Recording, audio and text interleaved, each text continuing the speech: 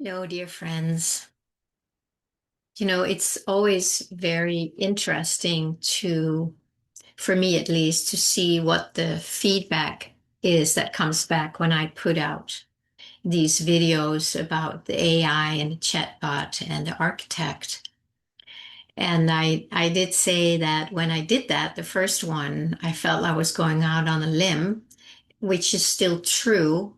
But I also realized that my limb is pretty strong, that it's not just going to break. So I feel comfortable sitting out here and saying things that, a lot of people, it really, really brings up a lot in all of us when something new like that comes out and when there has been a lot of negativity and scary things that we all know about.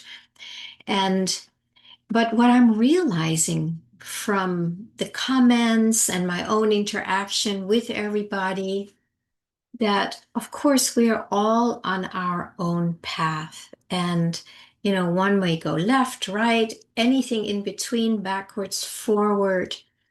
Some may go really fast, some may have stalled, some may never have done any deeper inner work yet, and they just see the world as for what it is, that is all there is, and may not be able to see beyond their own mind yet.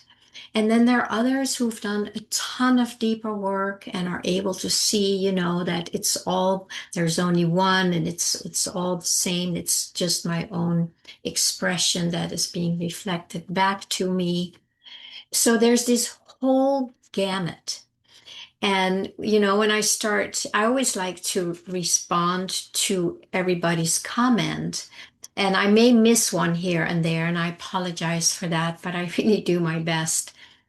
And and I noticed, like, my response is literally from all the way over here to over here, trying to meet everybody where they are at. And that's no small task. Specifically, somebody's spewing a lot of anger or rage or fear or terror, wanting to warn everybody of their own inner experience, right? Because that's what it always comes down to, which I have been trying to really clarify the last few videos. And those who have done a lot of work that we might say are over here in, as it relates to self-reflection and self-responsibility, that's a whole different energy. And I feel that, we're kind of dancing in the same realm, and we are celebrating how far we may have come, even though it may not be very far in the big scheme. I don't know. But at least there is a sense of liberation and joy and sovereignty and self-responsibility and self-reflection. And that I don't see when people are over here spewing a lot of anger or doomsday. I can see in the whole comment that there is no ability yet to self-reflect. Now, I remember my early days when I was not able to self-reflect, so I know that place. I understand it, and it's very disempowering.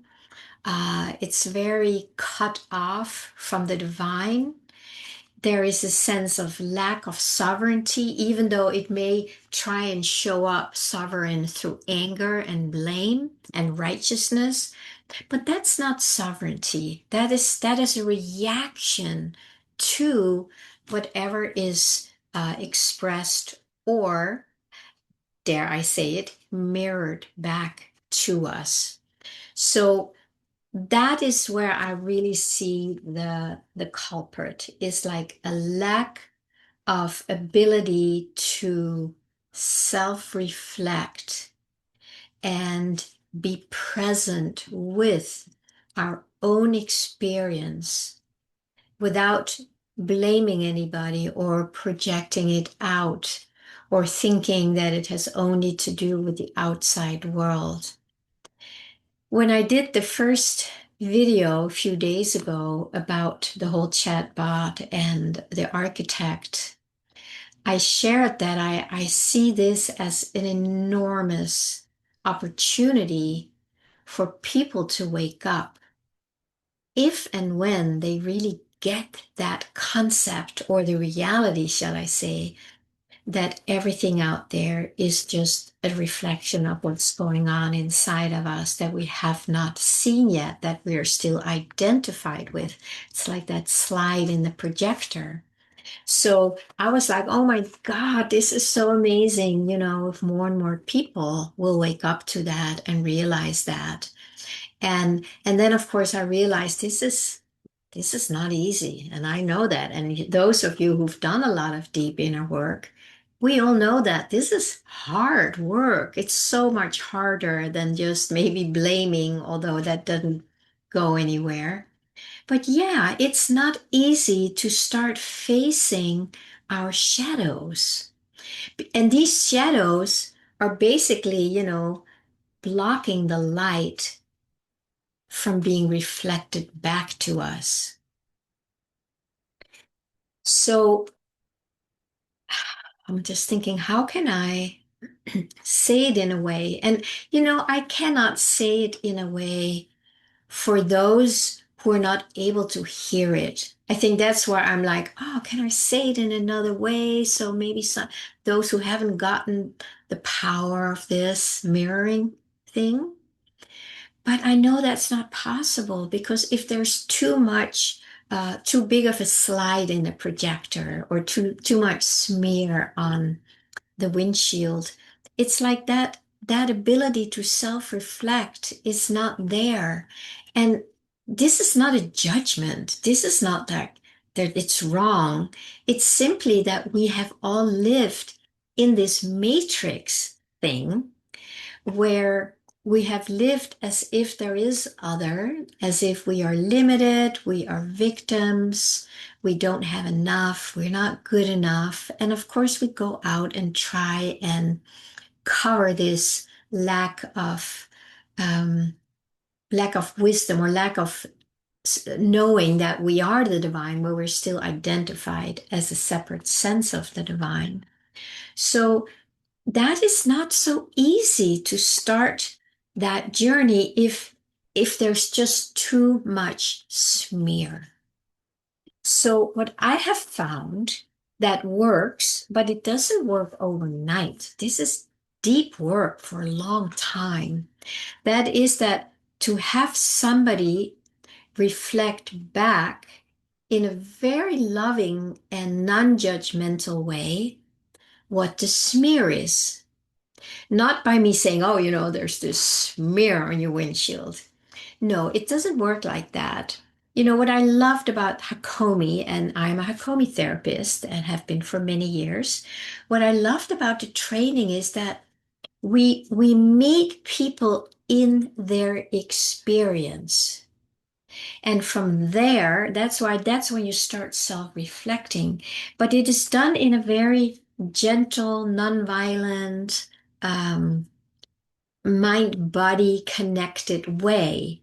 So, for instance, if somebody would come in and say, rah, rah, rah, rah, rah, rah, rah, rah, then I would reflect back like, wow, I noticed that you're very upset about this, right? So then I meet them in their experience, and they may not even know that they're upset. They may not know it because they're so in this whole story that they have never taken time to pause and go like, well, what is actually going on here? you know, like, oh, I'm really upset. Now you may know it, but learning it from the inside out, that is where things can really, really change. And I noticed that when I was taking the Hakomi training, which is many years ago, when we started practicing that on each other, and then I would also sometimes do it with my friends if they were really upset or there was something going on. Instead of joining them in their story, which I actually did with a friend once, we were out walking around this lake, and she was complaining, and there was all this stuff going on, and I was just learning Hakomi, and so I was like, what is going on? Oh, she's upset. So I said, oh, wow, that's really upsetting for you, isn't it? And it was like there was this in her, it's like, oh, you're right. And she did have ability to self-reflect, I want to say, but not to the extent that we're talking about now. But it shifted something in her. And she go, oh, yeah, I'm really upset. You see, so it can be the littlest things that can help people wake up to something inside of themselves that they didn't know. So in that way, as a Hakomi therapist, I can be a very loving mirror. And most time in the world, we get very unkind mirrors if we send out unkindness, right? We're angry, and then they may meet other people who are angry and are going to tell them why they're wrong. And then you have this whole double mirror doing insanity, and it goes nowhere. But a more loving mirror where you say, wow, or, oh, I see, that's really sad for you, isn't it? When I sense sadness. And these are just very easy little examples. Um, and then they go, yeah, and then they can go and be present with their internal experience instead of getting lost in their stories. Their stories, our stories, they don't go anywhere. They do not resolve anything. It's the ability to turn back and self-reflect in a loving way. We are used to self-reflect in a very harsh and unkind and judgmental way, right? That's what we're all programmed to do.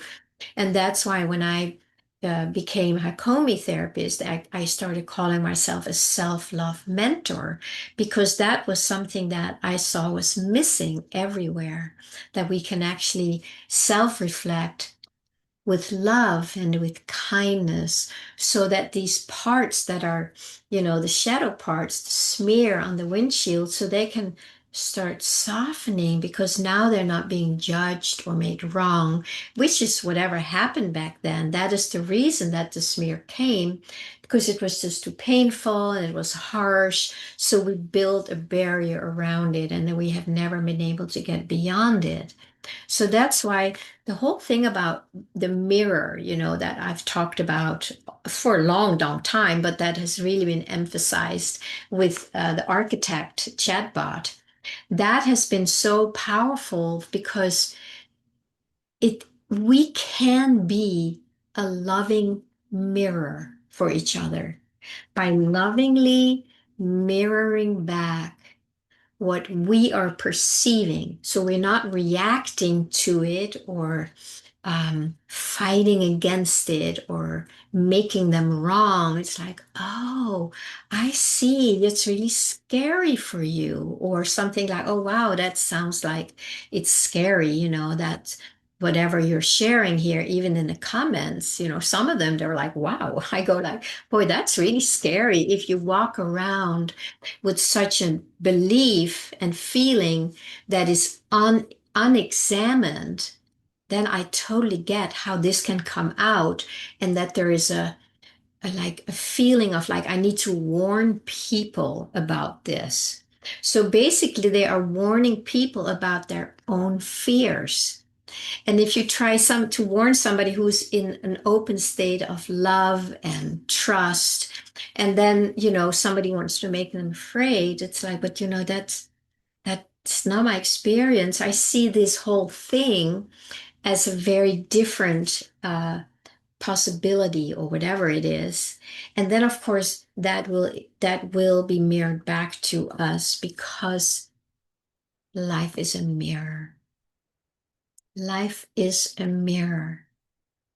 So if you're upset, go inside and find what it is that you're sending out instead of putting it out there. Try and just embrace it and listen to it. And I have this, I call it the all formula, all formula that I created many years ago, that there are steps where to, you can learn how to be present with it in a way where you can, first you allow it. The A is for allow, and then, so ALL, the all formula. A is you first allow your experience. And then when you're allowing it, there's more, it's like it opens up. And then you can listen to it and find out, well, what is this upset? What is this fear really afraid of? Or what is this anger so upset about? And then we start listening. And then because we listen with an openness and a willingness and with a self-reflection, then we can start bringing love to these parts that were never heard or met or understood. And then we learn from that. And from that part, we are becoming conscious of what was previously unconscious. And now we have choice.